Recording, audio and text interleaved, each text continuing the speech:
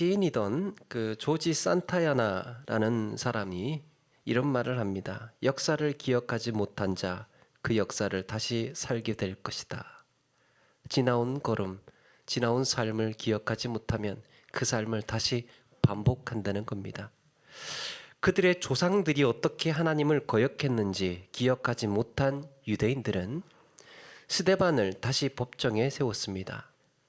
그동안 수많은 하나님의 사람들을 죽이고 그 많은 선지자들의 성토를 듣지 않던 자들이 결국에는 하나님의 아들 예수 그리스도를 십자가에 못 박더니 아직도 자신들이 그 어리석은 역사를 돌아보지 않고 성령의 인도하심을 따라 진리를 전하고 있는 하나님의 일꾼을 이렇게 또 죽이려고 합니다. 과연 이들의 모순은 어디에 있는 걸까? 모순이지 않습니까? 하나님의 백성이라고 자부하던 유대인들은 왜 하나님의 말씀을 어기고 하나님이 보내신 선지자들을 이렇게나 죽이고 하나님이신 예수 그리스도를 알아보지 못한 걸까? 오늘 말씀의 스데반은 이스라엘 민족이 걸어온 길을 다시 되짚어가면서 그들의 고쳐지지 않은 죄악의 역사를 고발하고 있습니다. 신약 성경의 사도행전에서 가장 긴 분량을 차지하는 오늘 스데반의 설교는 언뜻 보기에는 단순한 이스라엘 역사를 길게 쭉 늘어놓은 것처럼 보입니다. 적지 않은 분량의 이 지루한 설교를 왜 이렇게 구구절절 하고 있는지 생각될지 모르겠습니다.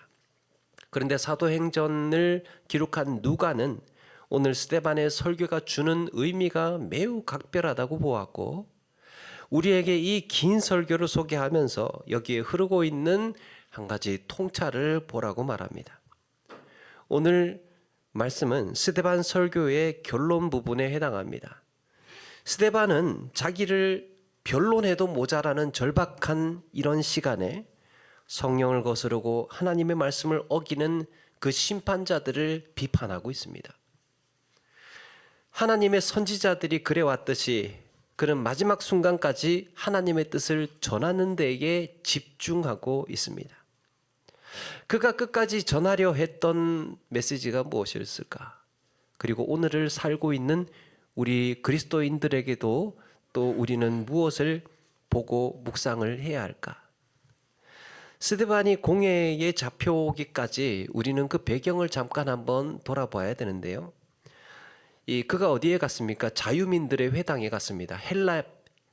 우리가 알고 있는 헬라파 유대인들이 모이는 그 자유민들의 회당에 가서 성전과 관련된 논쟁을 하게 되죠. 그래서 이 성전이 예수님을 가리키는 것이라고 그 회당에서 주장을 해놓으니까 논쟁이 벌어집니다. 그 논쟁이 이어지면서 그 논쟁에 밀린 유대인들이 들고 일어나서 공회까지 스데반을 끌고 온 상황이에요. 그렇다면 스데반이 지금 하고 있는 설교는 단순한 이스라엘 역사를 풀어놓는 내용이 아니라 자신이 고소당한 혐의와 관련된 것이라는 사실을 기억해야 합니다. 따라서 스데반의 설교에서 우리가 염두에 두어야 할 두 가지 단어가 있습니다. 우리는 어떤 시각으로 스데반의 설교를 봐야 되느냐 하면 하나는 성전이 이스라엘 역사에서 어떻게 이 발전해 왔는가, 어떻게 확장되어 왔는가, 어떻게 성취되고 이루어져 왔는가, 성전. 또 하나는 메시아입니다. 이스라엘을 이끌었던 지도자들을 이스라엘 백성들은 정작 어떻게 대우했는가, 예수 그리스도를 예표하는 구약의 인물들을 정작 이스라엘 백성들은 어떻게 대우했는가를 주목하면 스데반이 설교하고 있는 말하고 있는 내용의 요지를 우리는 이해할 수 있습니다. 자, 성전과 메시아. 먼저 이제 이스라엘 백성들이 이 스데반의 설교에는 이스라엘 백성들이 거주하게 된 땅의 역사부터 시작합니다. 땅이라고 하면 아브라함을 떠올려야 합니다. 하나님께서 아브라함에게 땅을 약속하셨기 때문에 너와 내 후손에게 땅을 주겠다. 그런데 오늘 말씀 7장 2절 이하의 내용을 보니까 이 이 땅이 매우 다양한 지역의 땅이 등장을 합니다. 우리 조상 아브라함이 처음에 하란에 있기 전에 메소포타미아에 있을 때 영광의 하나님께서 거기서 메소포타미아에서 거기서 이 아브라함에게 임하셨다고 말씀합니다. 그러면서 3절에 내가 네게 보일 땅으로 가라. 그렇게 아브라함은 갈대아 사람의 땅에서 이 땅을 의도적으로 계속해서 강조를 해요. 너희가 지금 사는 이 땅으로 옮겨오게 되었다라고 말합니다. 그런데 하나님은 아브라함에게 이 발붙일 땅도 주시지 않았습니다. 실제적으로 아브라함에게 주신 땅이 아니고 아브라함에게 약속한 땅이에요. 내가 너 후손에게 이 땅 줄 거야. 약속하셨어요. 아브라함에게 정작 그렇게 이 터를 잡고 이 민족을 이루고 그곳에 살도록 하시지 않고 약속하셨습니다. 그리고 6절에는 그 후손들이 또 다른 땅으로 가서 나그네가 될 것이라고 말씀을 합니다. 그 땅에 이제 그 땅 사람들에게 400년간 노예로 살게 될 것이라고 하십니다. 땅을 약속하셨으면 뭐 한 1년이나 2년이나 지나서 바로 주실 것이지 약속만 해놓고 수백 년이 지나도록 그렇게 땅만 약속의 말씀만 하신 거예요. 여러분, 아브라함은 그가 사는 날 동안 엄청나게 많은 땅을 건너 다녔어요. 굉장히 많은 땅을 거치고 건너 다녔습니다. 심지어는 그의 후손들까지도 뭐라고 합니까? 나그네가 되어서 오랜 세월 땅 없이 살게 될 것이라는 말씀을 합니다. 여기서 우리가 주목해야 할 것은 아브라함의 거주지가 계속해서 이동하고 있다는 겁니다. 그의 자손들조차도 이 땅에서 조금 살다가 또 다른 곳으로 옮겨서 오래 살게 될 것이고, 한마디로 스데반이 지금 아브라함의 이 살아온 역사를 말씀을 하면서 살아온 역사를 이야기를 하면서 하고 싶었던 말은 땅이 중요한 게 아니라는 겁니다. 땅이 중요한 게 아니라는 거. 땅은 언제든지 하나님의 약속에 따라서 하나님의 섭리에 따라서 상황에 따라서 이동해 왔고 그 거주지는 계속해서 바뀌어 왔다는 것을 말하고 있습니다. 그럼 중요한 게 뭐냐? 아브라함과 그의 자손들을 인도하시는 하나님은 변하지 않았다는 거예요. 거주지는 바뀌고 땅은 이주했고 또 400년이라 긴 세월도 오랜 세월 동안 이방 땅에서 살게 될 것이지만 그때 그곳에서 임재하시고 나타나신 하나님은 장소의 제한을 받지 않고 지역의 규제를 받지 않고 하나님께서는 얼마든지 어느 곳에서든지 임재하셨다는 말을 지금 시작하고 있는 겁니다. 성전을 염두에 두고 생각을 하셔야 됩니다. 약속의 땅을 보이신 하나님도 약속의 땅을 보이신 이도 하나님이고 약속의 땅으로 이끌어 가시는 인도하시는 분도 하나님이십니다.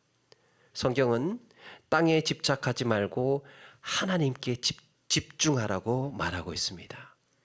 우리에게 주신 선물, 우리에게 주신 땅, 우리에게 주신 기업, 거기에 목매지 말고 이것을 주신 하나님을 기억하라는 거예요. 그렇다면 성전이 서 있는 예루살렘 땅도 절대적이지 않다는 사실을 처음부터 암시하고 있는 거예요. 유대인들은 어떻습니까? 예루살렘에 서 있는 성전이 완전히 신앙의 전부고 중심이에요. 거기서부터 모든 믿음이 출발하고 종교가 시작된다고 믿었습니다. 예루살렘 성전.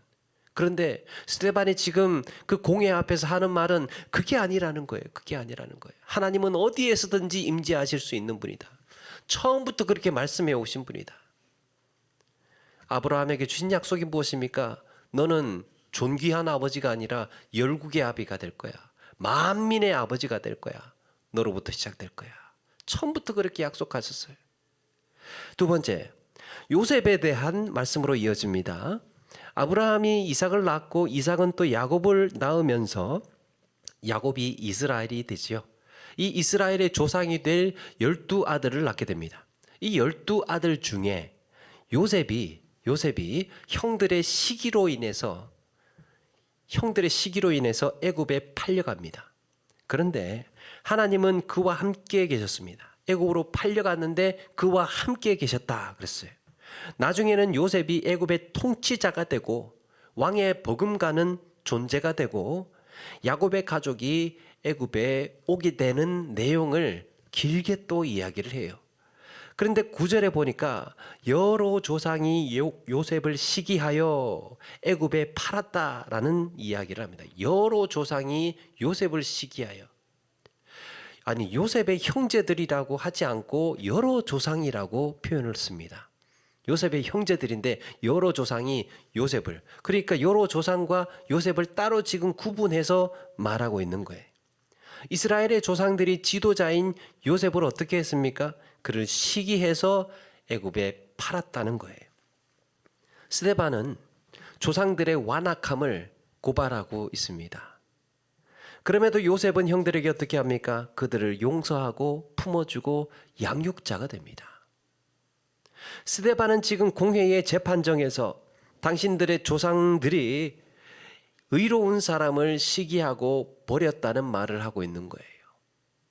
이것은 의로우신 예수 그리스도를 죽인 그들을 매우 자극하는 얘기였습니다. 세 번째, 스데반은 모세의 이야기로 넘어갑니다. 이스라엘 민족이 애굽 땅으로 온 지 400년이 됐습니다.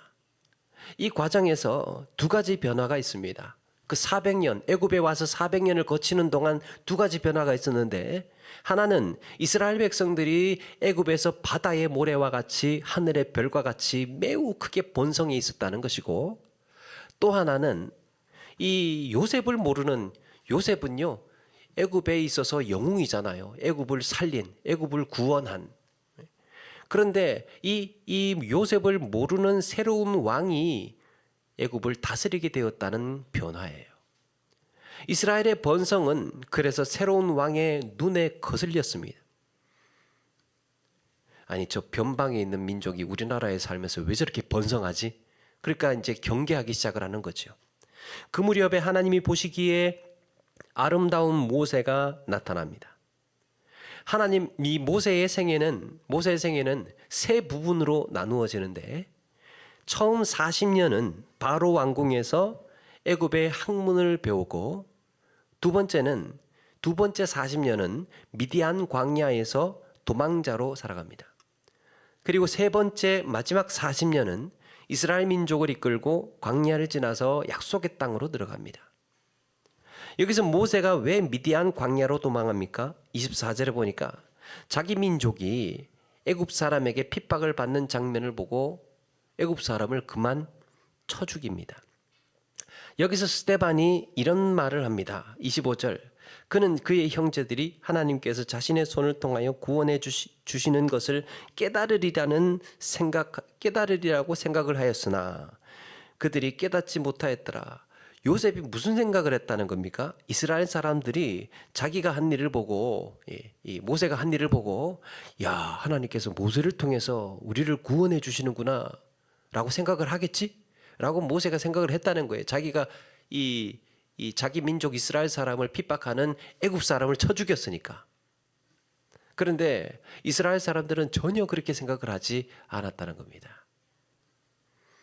그래서 이게 어떻게 드러나느냐? 이튿날 모세가 이스라엘 사람들끼리 싸우는 모습을 보고 그들에게 가서 뜯어 말리고 있는데, 그 중에서 어제 모세가 애굽 사람을 죽인 장면을 본 한 사람이 밀치면서 떠밀면서 당신이 왜 나서느냐고, 누가 너를 관리와 재판장으로 우리 위에 세웠느냐, 네가 어떻게 우리를 관리하고 지도하고 우리를 심판할 수 있는 사람이냐라고 하면서, 왜 어제는 애굽 사람 죽이더니 오늘은 나를 죽이려고, 그러면서 이걸 폭로해 버리는 거예요. 간신히 사람들 눈에 띄지 않게 이 수습을 했는데 이스라엘 사람이 그 모습을 본 거예요. 그걸 이제 공개적으로 폭로를 해버리는 바람에 두 번째 40년이 시작됩니다.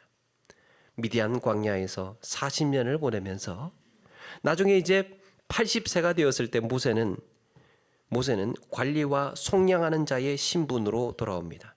오늘 말씀 35절에 보니까 누가 너를 관리와 재판장으로 세웠느냐라고 하면서 이스라엘 민족에게서 버려졌는데 40년이 지나고 나서 하나님께서 그를 이스라엘의 관리로 세워서 돌아오게 하셨어요. 이스라엘 백성에게 당신이 무슨 관리와 재판장이냐라고 했는데 하나님께서는 이스라엘의 관리로 속량하는 자로 그를 세워서 돌아오게 하셨다. 이스라엘의 지도자가 된 모세는 홍해를 건너서 광야 40년을 지나면서 수많은 표적과 기사를 행합니다. 특별히 38절에 보니까 스데반이 광야 교회라는 표현을 씁니다. 광야 교회. 하나님의 백성들이 애굽에서 구원받고 광야로 나왔을 때 그 무리는 교회였던 겁니다. 이것은 초대교회를 염두에 두고 쓰고 있는 말입니다. 그런데 그때 이스라엘 백성들이 어떻게 하고 있습니까? 광야 교회 시절에도 39절 조상들이 모세에게 복종하지 아니하고자 하여 거절하며 그의 마음이 도리어 애굽으로 향하여 아론더러 이르되 우리를 인도할 신을 우리를 위하여 만들라. 이스라엘의 흑역사를 낱낱이 폭로하고 있습니다. 하나님의 인도를 받던 그 순간에도 이스라엘 백성들은 하나님이 세우신 모세를 거역했고 그들의 마음은 여전히 애굽을 향해 있었습니다. 애굽이 좋았지. 그러니까 힘들 때마다 애굽이 좋았지. 그때가 좋았지. 어려울 때마다 또 고난이 닥칠 때마다 계속해서 애굽을 외치고 있었다. 하나님의 인도를 받던 그 순간에도 그들은 금송아지를 만들어서 섬기는가 하면 온갖 미신과 우상을 품고 지니고 다녔습니다. 그 옛날 요셉을 시기하고 애굽에 팔았던 완악함은 400여 년이 지나고 큰 민족이 되었음에도 불구하고 여전히 하나님이 세우신 모세 인도자를 거역하고 우상을 여전히 따르고 있었던 겁니다. 이스라엘의 역사 처음부터 시작해서 거역의 역사, 불순종의 역사였던 거죠. 이들의 완악함이 얼마나 극심했던지 하나님은 이들을 외면하시고 내버려 두셨다고 전합니다. 그냥 그 죄악 가운데 살도록 그냥 내버려 두셨다는 표현까지 써요. 자, 여러분 여기까지 정리하면 맨 먼저 하나님께서 아브라함과 맺은 계약은 아브라함과 그의 후손들이 하나님과의 언약을 지키는 조건이었습니다.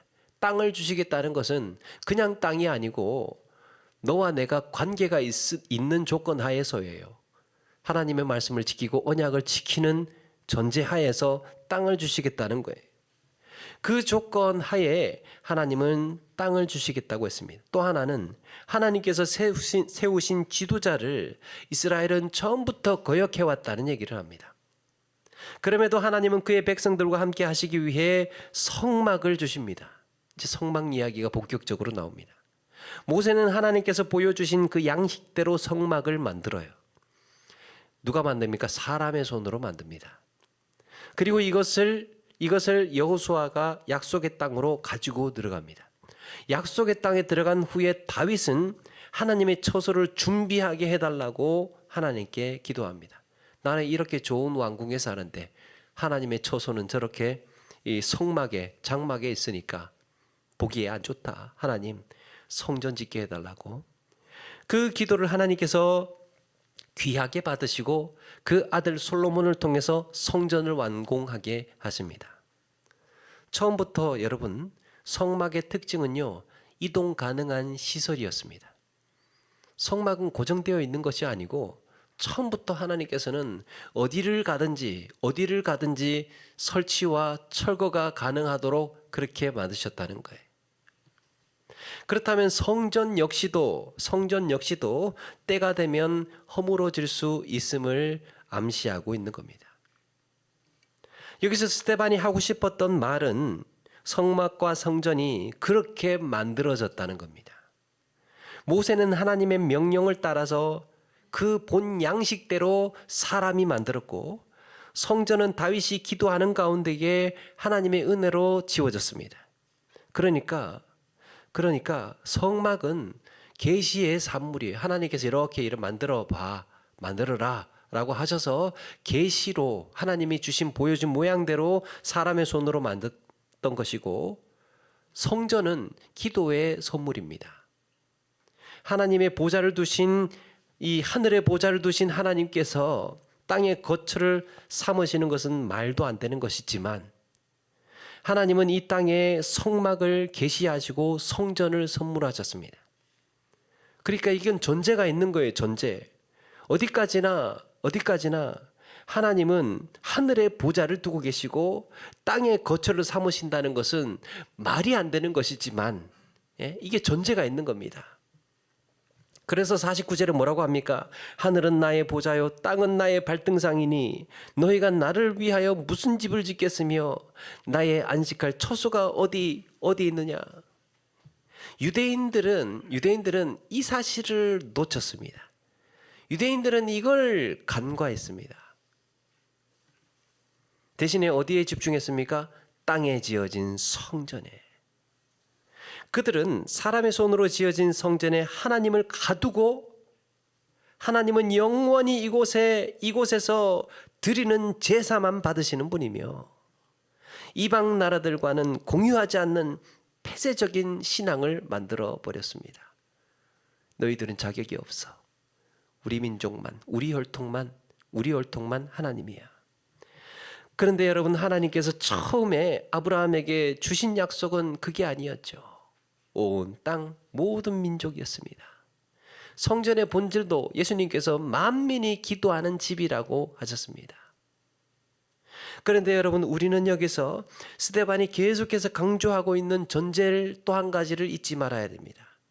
바로 구약의 성막과 성전은 모두 예수님을 향하고 있습니다.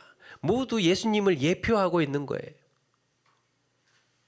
그리고 많은 선지자들을 통해서 그리스도의 오심을 수없이 예언을 했습니다.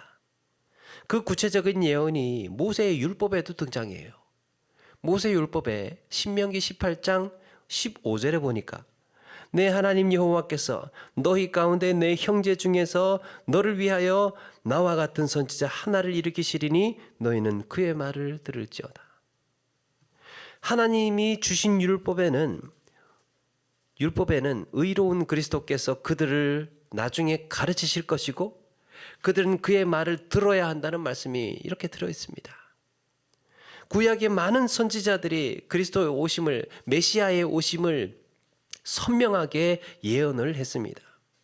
그런데 유대인들은 그리스도의 오심을 예언했던 선지자들을 모조리 죽였다고 말합니다. 오히려 반문하는 거죠. 어디 메시아의 오심을 예언한 선지자가 하나라도 제대로 산 사람이 있느냐 묻고 있습니다. 다 죽였다는 거예요. 다. 그런데 유대인들은 어떻게 살아왔습니까? 하늘 보좌를 바라보지 않고 영원한 거처도 아닌 성전에만 집착을 했습니다. 하나님이 주신 율법을 사람의 계명으로 바꾸고 자신들이 의인이라고만 주장을 했습니다. 우리는 잘못할 수가 없는, 틀릴 수가 없는, 과거에도 그랬고 지금도 그런 생각들로만 고정되어서 살아왔던 거죠. 그리고 의롭게 하시는 하나님은 잊었습니다. 이스라엘 백성들이 육신으로는 할례를 받았으나 마음으로는 할례 없는 자들이었던 거예요. 그들의 마음이 욕심으로 가득하다 보니까, 땅의 생각들로 채워져 있다 보니까 하나님의 말씀에는, 하늘의 말씀에는 둔하여서 들리지 않았던 겁니다. 여러분, 복음의 눈으로 역사를 보지 않으면 어떻게 성막이 성전으로 발전하고 또 그 성전이 어떻게 예수 그리스도로 드러나는지를 알 수가 없어요. 복음의 눈으로 보지 않으면. 그리고 어떻게 다시 그 예수님이 성령으로 오시는지 이어지는지 이해하지를 못합니다. 그들의 신앙의 확장성은, 그들의 신앙의 발전은 어느 순간 멈췄던 겁니다. 성전에서. 하나님은 광야 이스라엘 백성들을 향하여서 목이 곧은 백성이라고 하였습니다. 그들이 물려받은 유산이라고는 목이 곧고 마음과 귀에 할례를 받지 못한 완악함이었던 거예요. 그 당시에 유대인들이 조상들로 받은 신앙의 유산은 완악함이었습니다. 완악함. 우리의 신앙만이, 우리의 믿음만이 최고다. 우리가 써내려온 율법의 전통만이 최고다. 우리는 잘못한 것이 없는 의인들이다. 그 완악함, 완고함, 그걸 유산으로 물려받았다는 거예요. 목이 곧다는 말은요, 목이 곧다라는 말은 완고하고 고집이 세다라는 의미예요. 우리 신앙생활에서 참 무서운 게 그런 것 같아요. 완고하고 고집이 센 거. 나도 몰라요. 나도 내가 그런지 몰라요.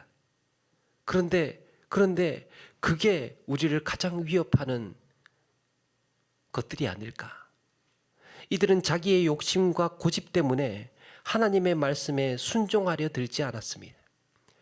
자기가 신념으로 가지고 있는 신앙관에만 집중을 해요. 그래서 새롭게 들어오는 뭔가를 받아들일 준비가 되지 않았습니다. 그들은 조상들이 그리스도의 오심을 외치는 선지자들을 무자비하게 죽였던 것처럼 오늘 말씀의 유대인들은 그 조상들이 했던 방식 그대로 예수 그리스도를 거역하고 십자가에 못 박았습니다.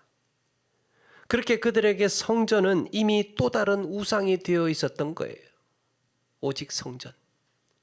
사랑하는 여러분, 완고한 신앙은 하나님조차도 우상으로 만들어버립니다. 완고한 신앙. 우리 주님은 새 포도주를 낡은 가죽 부대가 아니라 새 부대에 담으라고 하셨습니다. 낡은 가죽 부대가 어떻습니까?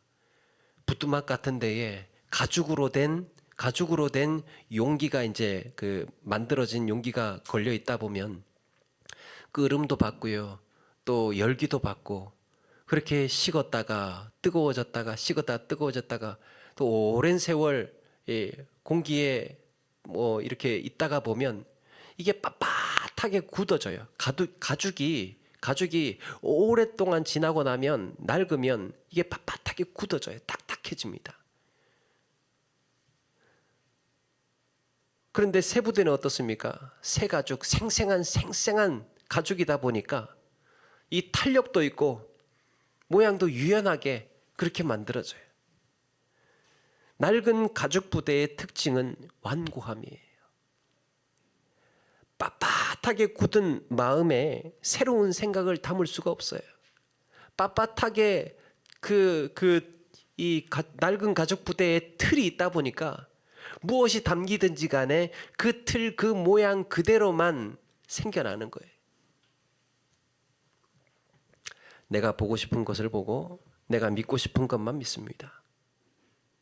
내 마음에 낡은 가죽 부대가 되어 있다 보니까 무엇이 들어와도 내 생각의 틀에만, 내 마음의 모양에만 그렇게 만들어진다는 거지요.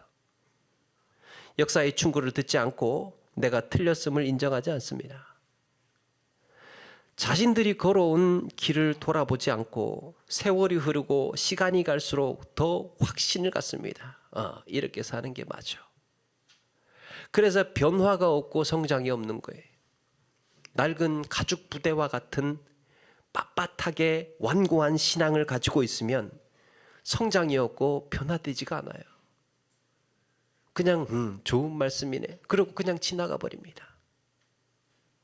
신앙생활을 오래 하면 오래 하게 될수록 우리가 경계해야 하는 태도가 이런 거라는 거죠.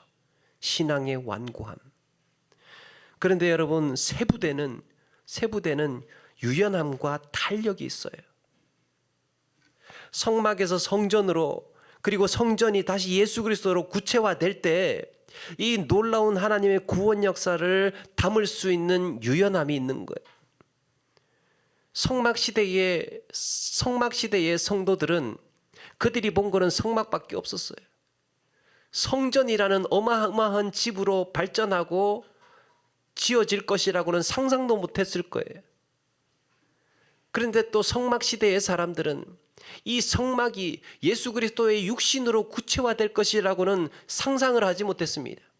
하나님이 하시는 일이라고 생각을 못했어요. 그냥 이 성전이 오로지 이것이 다다, 이것이 전부다라고 믿었습니다. 왜? 그들의 마음의 형태에는 성전밖에 없으니까. 자기들이 알고 있는 지식, 자기들이 알고 있는 사고의 한계는 성전이 그것이 다니까. 여러분, 우리의 신앙의 삶의 여정에는 내가 알고 있는 지식, 내가 알고 있는 경험, 내가 알고 있는 이 살아오는 신앙의 신념들이 오히려 나를 성장하지 못하게 만들 수 있다는 거죠. 언제든지 주님이 주시는 마음으로 바뀔 수 있고 주어지는 말씀을 있는 그대로 받아들일 수 있어야 합니다. 탄력 있게, 신축성 있게, 유연성 있게. 그러니까 말씀이 들어오는 모양 그대로를 우리가 변화되고 우리가 그렇게 품을 수 있어야 된다는 거죠. 그리스도인은 그래서 복음 앞에서 어린아이의 마음처럼 유연함과 탄력이 있어야 할 줄로 믿습니다. 마음에 나는 완고함을 버렸다. 나의 유연함과 나의 마음의 신축성이, 내 마음의 생명력이 나를 변화시키고 나를 성장시킬 수 있다. 지나온 내 삶이 복음의 빛에 비추어 봤을 때 무심코 내뱉은 말이나 행실이 주님의 마음에 담아 보았을 때, 내가 생각할 때는 이 말이 잘못된 것이 아니에요. 내 상식에서는 이 행실이 이렇게 해도 아무런 문제가 되지가 않아요. 그런데 주님의 마음에 담아 보았더니, 야, 내가 참 이런 식으로 말하고 있었구나. 내가 이런 식으로 행동하면서 살고 있었구나. 내가 이게 참 그렇게 중요한 것도 아닌데 신앙생활에서 이걸 붙들어야 된다고 그렇게 고집하고 주장하고 살았구나. 이런 것들이 주님의 마음에 담아 보았을 때 다르게 보여진다는 거죠. 그래서 우리가 이 복음의 빛에 비추어서 우리는 기꺼이 엎드리고 시인할 수 있는 용기가 있어야 할 줄로 믿습니다. 여러분, 굳어있는 신앙처럼 무서운 게 없어요. 완고한 신앙처럼 무서운 게 없습니다. 그게 신념이에요. 그러다 보니 진리의 말씀이 불편하고 심령골수에 찔러 쪼개는 생명의 복음이 성가시게 느껴질 때가 있었던 겁니다. 얼마나 그랬으면 예수 그리스도를 알아보지 못하고 진리를 진리대로 전하는데도 그들은 둔감해서 들리지가 않았던 거예요. 자기들에게 꽉 짜여져 있는 사고방식, 신념이 있었기 때문에. 그러나 온유와 겸손으로 어제보다 나은 오늘을 기대하며 변화를 몸부림치다 보면 언젠가 우리에게 다가올 그 천국에 합당한 자로 우리도 살게 될 줄로 믿습니다. 여러분, 어리석은 역사를 다시 살지 않고 미련했던 내 지난 날을 다시 반복하지 않고 과감하게 바꾸는 거죠. 그렇게 하루하루 변화된 삶으로 성장과 변화의 새 역사를 써내려가는 저와 여러분 되기를 주의 이름으로 축원합니다.